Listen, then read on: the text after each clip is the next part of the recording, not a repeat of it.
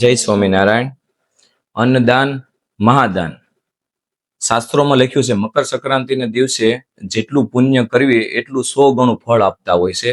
એને સાર્થક કરવા અમે આગામી 11 તારીખે જે અમારો સહાય સેતુ સમન્વય કાર્યક્રમ યોજવા જઈ રહ્યા છીએ, તેમાં અમે 1111 ગંગા સ્વરૂપ વિધવા બહેનોને અનાજ કરિયાણાની કીટ વિતરણનું આયોજન રાખેલું છે. અમારું સ્વર્ગસ્થ સુરેશકુમાર સેવા ટ્રસ્ટ છેલ્લા 15-17 વર્ષથી આવડું કાર્ય કરતું આવ્યું છે અને ઘણી બધી અમે અનાજ કરિયાણાની કીટો આપી ચૂક્યા છે.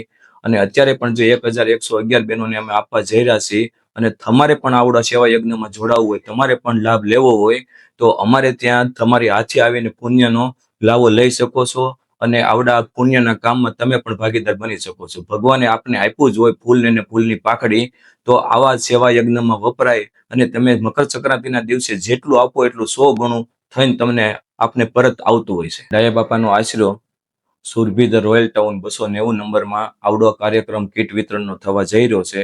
આ અમારું એડ્રેસ છે.